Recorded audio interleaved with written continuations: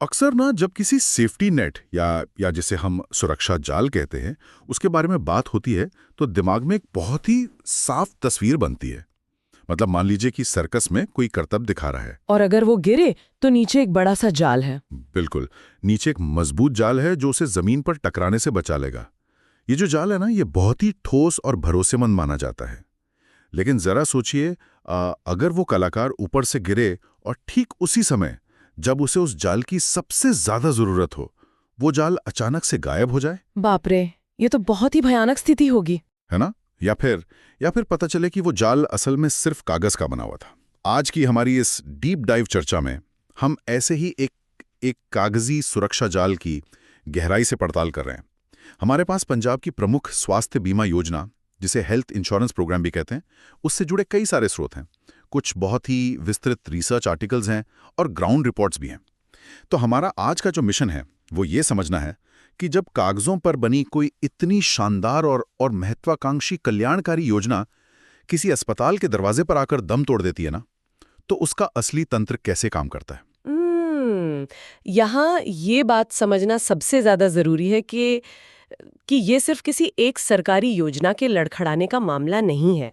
मतलब ये ना उन तमाम दावों के लिए एक बहुत बड़ी चेतावनी है जहां नीतियों के ड्राफ्ट और जमीनी हकीकत के बीच एक भारी खाई पैदा हो गई है। हाँ, एक बहुत बड़ा गैप आ गया है। बिल्कुल। जब कोई सरकार किसी बड़ी योजना की घोषणा करती है तो वो आम इंसान को एक भरोसा देती है, लेकिन जब वो भरोसा जमीन पर नहीं उतर पाता तो ये स्थिति किसी भी योजना के न होने से कहीं ज्यादा नुकसानदेह होती है। ये एक बहुत ही अहम बिंदु है कि एक ऐसी योजना जो केवल कागजों पर काम करती है, वो किसी योजना के न होने से भी बदतर क्यों है। क्योंकि सबसे पहले तो ये लोगों की उम्मीदें आसमान तक बढ़ा देती है। मतलब इस योजना का जो मूल विचार है वो अपने आप में बहुत ही जादुई लगता है। एकदम जादुई।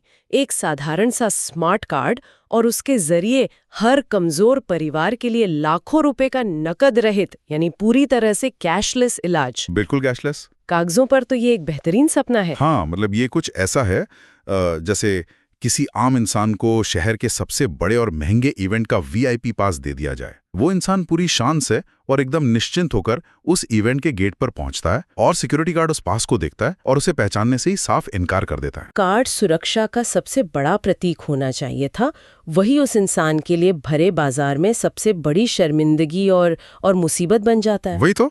अगर इस वीआईपी पास वाली स्थिति को हम अस्पतालों की जमीनी हकीकत से जोड़कर देखें ना, तो हमारे स्रोत उस विफलता की पूरी प्रक्रिया को बहुत बारीकी से समझाते हैं। मतलब जब मरीज अपना कार्ड लेकर उन पैनल में शामिल अस्पतालों में पहुंचते हैं जिन्हें सरकार ने इस योजना के तहत इलाज करने की आधिकारिक मंजूरी दी है। हाँ, जो एम्पैनल्ड अस्पताल होते हैं। जी बिल्कुल। तो अक्सर उनका स्वागत इलाज से नहीं होता बल्कि तकनीकी बहानों से होता है।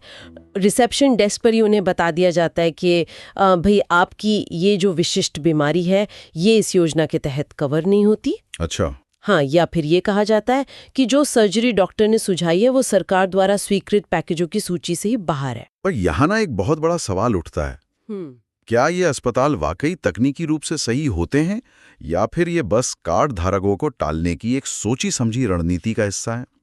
क्योंकि स्रोत ये भी बताते हैं कि कई बार मरीजों को बिना किसी उचित कारण के वापस सरकारी अस्पतालों में भेज दिया जाता है। हाँ, ऐसे मामले बहुत आम हैं। और इस बात की भी परवाह नहीं की जाती कि मामला कितना गंभीर है, मरीज की जान को कितना खतरा है या वो सरकारी अस्पताल वहां से कितने किलोमीटर दूर है।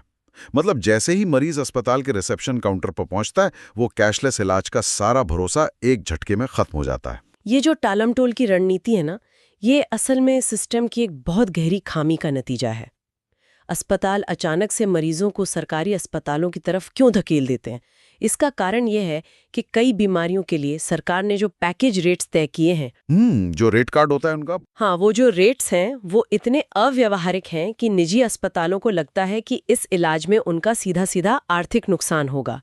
इसलिए वो सीधे मुंह पे मना करने के बजाय ये कह देते हैं कि उनके पास उस विशिष्ट सर्जरी के लिए बेड खाली नहीं है या कोई डॉक्टर नहीं है, ऐसा कुछ बोल देते हैं। बिल्कुल, या विशेषज्ञ डॉक्टर उपलब्ध नहीं है। वो मरीज को कागजी तौर पर रिजेक्ट नहीं करते बल्कि उसे इतना भटकाते हैं कि वो खुद हार मानकर सरकारी अस्पताल चला जाए। अरे बाप रे। वादों और इस कड़वी हकीकत के बीच की इस खाई को समझने के लिए ना हमें ये देखना होगा कि इसका असर किसी आम परिवार पर असल में कैसे पड़ता है।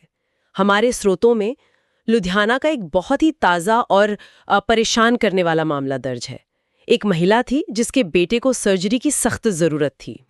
वो महिला अपना हेल्थ कार्ड लेकर एक बड़े निजी अस्पताल में गई। उसके पास सरकार की तरफ से दिया गया वो सुरक्षा जाल था और उसे पूरा विश्वास था कि ये कार्ड उसके बेटे की जान बचा लेगा। लेकिन उस अस्पताल ने साफ तौर पर उस कार्ड को स्वीकार करने से मना कर दिया। सच में? सीधे मना कर दिया। हाँ, बिल्कुल मना कर दिया। उस महिला को मजबूर होकर उस बड़े अस्पताल से लौटना पड़ा और अपने बेटे की सर्जरी के लिए कहीं और जाकर अपनी जेब से लाखों रुपए खर्च करने पड़े। इस घटना में जो सबसे ज्यादा हैरान करने वाला पहलू है ना, वो ये नहीं है कि एक अस्पताल ने कार्ड ठुकरा दिया, तो फिर क्या है? बल्कि ये है कि उस महिला को उस वक्त पैसों का इंतजाम करना पड़ा जब वो मानसिक रूप से इसके लिए बिल्कुल तैयार नहीं थी। मतलब अगर वो कार्ड उसके पास नहीं होता तो शायद वो पहले से ही पैसों का बंदोबस्त करके चलती। हाँ, या सीधे किसी सरकारी अस्पताल जाती। बिल्कुल। उस कार्ड ने उसे एक झूठी सुरक्षा का एहसास दिया। लेकिन ये जो लुधियाना का मामला सामने आया है ना, इसके बाद मुझे लगता है कि हमें इसके पीछे के बड़े पैटर्न पर बात करनी चाहिए। मतलब क्या ये महज एक दुर्भाग्यपूर्ण घटना थी? हम अक्सर सुनते हैं कि जब कोई नई और इतनी बड़ी योजना लागू होती है तो शुरुआत में कुछ प्रशासनिक अड़चनें आती हैं, जिसे टीथिंग ट्रबल्स कहते हैं। हाँ, वही। तो क्या हम इसे सिर्फ शुरुआती दिक्कतें मान सकते हैं या ये किसी गहरी व्यवस्थागत बीमारी का लक्षण है? मैं समझाती हूँ। जिन रिसर्च आर्टिकल्स और जमीनी रिपोर्ट्स का हम विश्लेषण कर रहे हैं, वो इस बात की पूरी तस्दीक करते हैं कि ये केवल शुरुआती अड़चनें बिल्कुल नहीं है। मतलब ये पूरी योजना के आर्किटेक्चर यानी इसके बुनियादी डिजाइन में मौजूद बड़ी संरचनात्मक खामियों का सीधा परिणाम है। अच्छा, तो ये डिजाइन का ही फॉल्ट है? जी। अगर हम इस सिस्टम को खोलकर देखें ना, तो 3 बहुत ही स्पष्ट खामियां नजर आती हैं। पहली और सबसे बड़ी खामी है पैकेज कवरेज को लेकर मौजूद भारी अस्पष्टता। ये कवरेज की अस्पष्टता को थोड़ा और गहराई से समझते हैं। क्या इसका मतलब यह है कि सरकार और अस्पतालों के बीच इस बात को लेकर कोई सहमति ही नहीं है कि किस बीमारी का इलाज कवर होगा?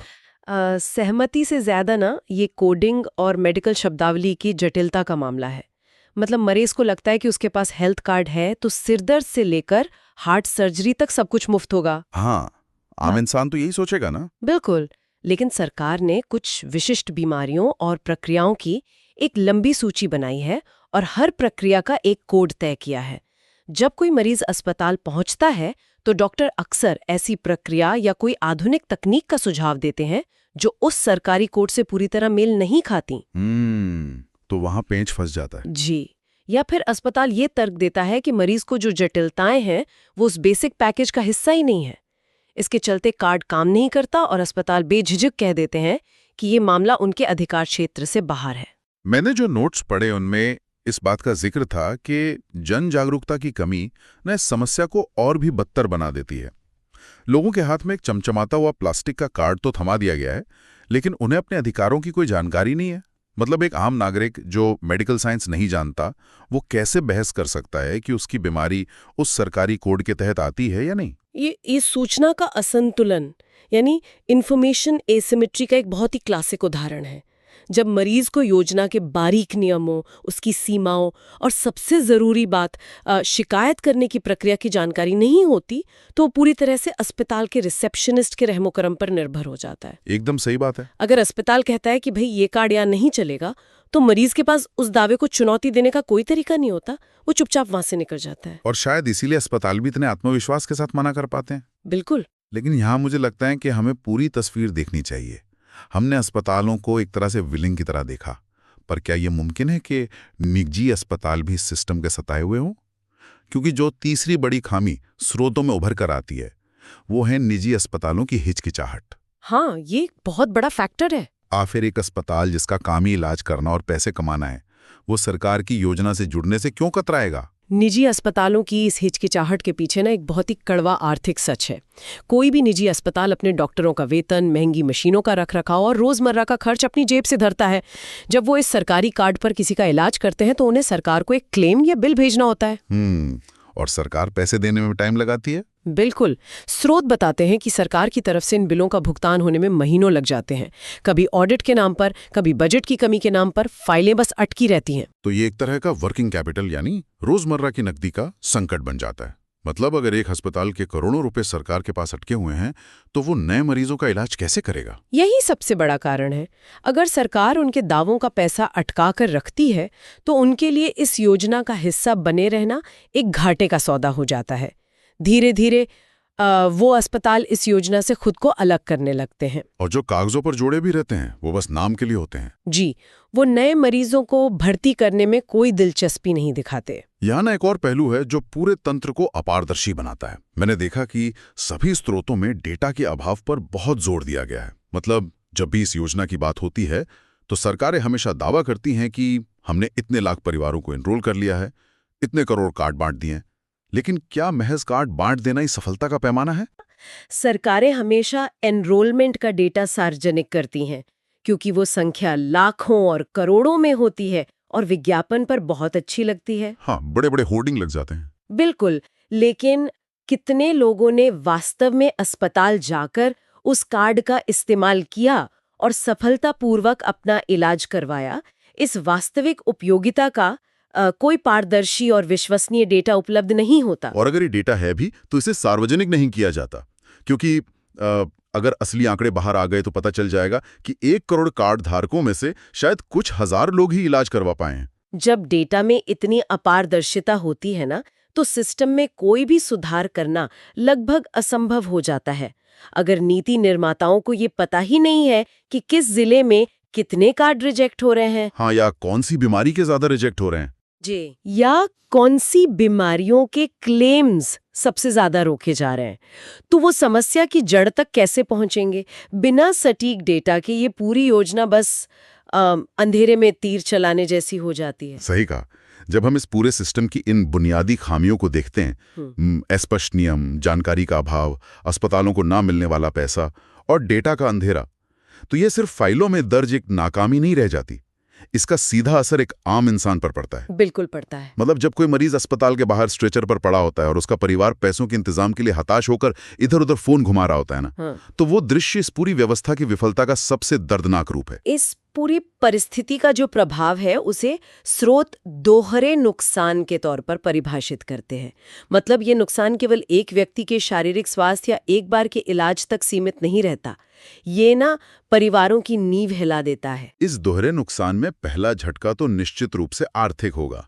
जिस परिवार को ये विश्वास था कि उनका इलाज मुफ्त होगा, उसे अचानक से अपनी जेब से सारा खर्च उठाना पड़ता है। इसे स्वास्थ्य अर्थशास्त्र में आउट ऑफ पॉकेट एक्सपेंडिचर कहा जाता है।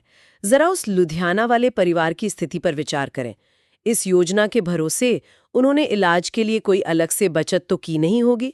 बिल्कुल नहीं की होगी। ऐन मौके पर जब अस्पताल ने कार्ड लेने से मना कर दिया तो उस माँ को अपने बच्चे की जान बचाने के लिए अचानक लाखों रुपयों का इंतजाम करना पड़ा। और ये पैसे आते कहाँ से हैं? ऐसे हालात में लोग रिश्तेदारों से उधार लेते हैं, गहने गिरवी रखते हैं या साहूकारों से भारी ब्याज दर पर कर्ज लेते हैं। एक बार का ये मेडिकल खर्च उस परिवार को सालों साल के लिए एक ऐसे कर्ज के जाल में फंसा देता है जहां से बाहर निकलना उनके लिए लगभग नामुमकिन हो जाता है। और दूसरा नुकसान जो मुझे लगता है वो समाज के नजरिए से और भी ज्यादा खतरनाक है। वो है संस्थानों से उठता हुआ भरोसा।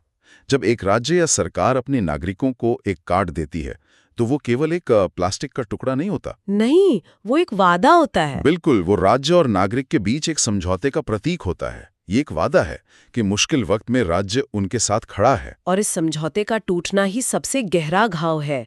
जब कोई नागरिक उस कार्ड को लेकर अस्पताल जाता है और उसे वहां से धक्के मार के निकाल दिया जाता है ना, तो उसका व्यवस्था से पूरी तरह से मोह भंग हो जाता है।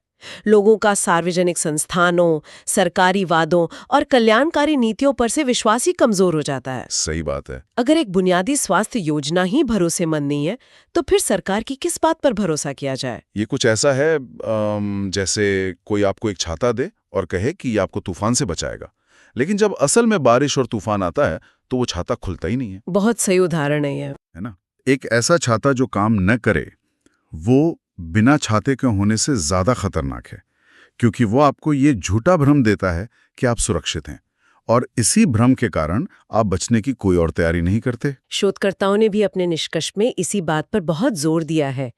मतलब किसी भी कल्याणकारी योजना का सबसे बड़ा और बुनियादी गुण उसका भरोसेमंद होना है। अगर वो भरोसेमंद नहीं है तो वो योजना महज एक दिखावा है। तो अब इस पूरी चर्चा का सबसे अहम सवाल सामने आता है कि आगे का रास्ता क्या है।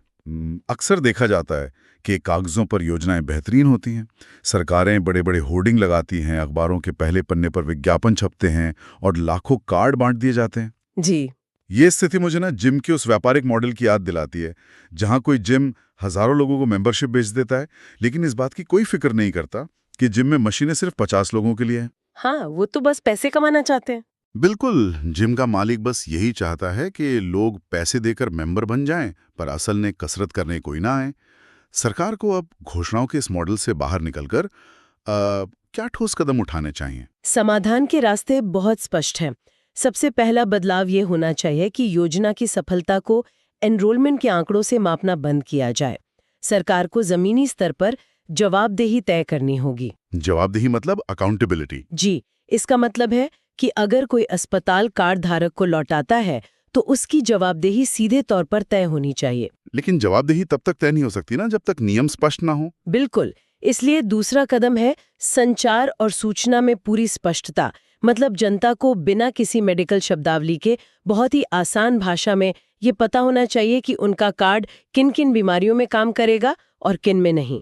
अगर कोई शर्त है तो वो छुपी हुई नहीं होनी चाहिए। और जो अस्पताल डरे हुए हैं कि उन्हें समय पर पैसा नहीं मिलेगा, उनका डर कैसे दूर किया जाए? यही तो इस पूरी व्यवस्था की रीढ़ है। दावों का निपटारा पूरी तरह से पारदर्शी और समयबद्ध होना ही चाहिए। अगर कोई अस्पताल आज किसी मरीज का इलाज करता है तो उसे एक निश्चित समय सीमा के भीतर उसका पैसा मिल जाना चाहिए, बिना किसी लाल फीताशाही के। एकदम। इसके लिए ऑडिट की प्रक्रिया को तेज और आधुनिक बनाना होगा। अगर सरकार चाहती है कि निजी अस्पताल इस योजना में ईमानदारी से भाग लें तो सरकार को भी अपनी तरफ से भुगतान की पक्की गारंटी देनी होगी। तो इन सभी सुझावों का लबोलबाब ये है कि पूरा ध्यान इस बात पर होना चाहिए कि कितने लोग असल में उस कार्ड का इस्तेमाल करके स्वस्थ होकर अपने घर लौट रहे हैं। यानी वास्तविक उपयोगिता के सटीक आंकड़े सार्वजनिक होने चाहिए ताकि ये पता चल सके कि योजना जमीन पर काम कर रही है या नहीं। इस पूरे पड़ताल से ना एक बहुत ही गहरा निष्कर्ष निकलता है। स्वास्थ्य सेवा वास्तव में किसी भी सरकार के शासन की सबसे बड़ी परीक्षा होती है। स्रोत इस बात पर एक मत है कि जो योजना अस्पताल के गेट पर आकर लड़खड़ा जाती है वो केवल प्रशासनिक रूप से कमजोर नहीं है, बल्कि वो नैतिक रूप से अन्यायपूर्ण भी है। बिल्कुल। एक कमजोर नागरिक को झूठी उम्मीद देना एक प्रकार का अन्याय ही तो है। तो आज की हमारी इस डीप डाइव चर्चा में हमने देखा कि कैसे एक बेहद शानदार और नेक इरादे वाला विचार हर परिवार को स्वास्थ्य सुरक्षा देने की एक बड़ी योजना केवल खराब निष्पादन और जवाबदेही की कमी के कारण जनता के लिए एक बुरे सपने में बदल गई। हमने लुधियाना के उस मामले को देखा जहां एक माँ को एक नकारा कार्ड के कारण लाखों रुपए कर्ज लेने पड़े। हाँ, वो बहुत ही दुखद था। और हमने योजना की उन बुनियादी खामियों को भी समझा, चाहे वो जटिल मेडिकल कोडिंग हो, सूचना का अभाव हो या अस्पतालों के अटके हुए करोड़ों रुपए हो। और हमने ये भी समझा कि इसका सबसे बड़ा खामियाजा आम इंसान को अपना भरोसा खोकर चुकाना पड़ता है। बिल्कुल। और इसी टूटते हुए भरोसे के विचार के साथ हम आज की इस चर्चा को खत्म करेंगे। लेकिन जाते जाते हम एक ऐसा सवाल छोड़ना चाहते हैं जिस पर गंभीरता से विचार किया जाना चाहिए। यदि इस तरह की बुनियादी स्वास्थ्य योजना है जो सीधे तौर पर लोगों के जीवन और मृत्यु से जुड़ी हैं, जमीनी स्तर पर विफल हो जाती हैं और इस तरह से आम नागरिक का विश्वास तोड़ती हैं, तो क्या इसका असर केवल स्वास्थ्य क्षेत्र तक ही सीमित रहेगा या फिर इसका सीधा प्रभाव भविष्य में आने वाली अन्य सभी सरकारी नीतियों और अंततः पूरी लोकतांत्रिक प्रक्रिया पर पड़ने वाले नागरिक के भरोसे पर पड़ेगा? ये बहुत सोचने वाली बात है। क्या हम अनजाने में एक ऐसी व्यवस्था की ओर तो नहीं बढ़ रहे हैं जहां नीतियां केवल अखबारों के विज्ञापन और चुनावी वादे बन के रह जाएंगी और जमीन पर इंसान हमेशा की तरह अकेला और बेबस खड़ा रहेगा? जब सबसे बड़ा सुरक्षा जाल ही धोखा दे जाए तो अगली बार संकट के समय किस पर भरोसा किया जाएगा? ये एक ऐसा सवाल है जिसका जवाब हर नीति निर्माता और हर नागरिक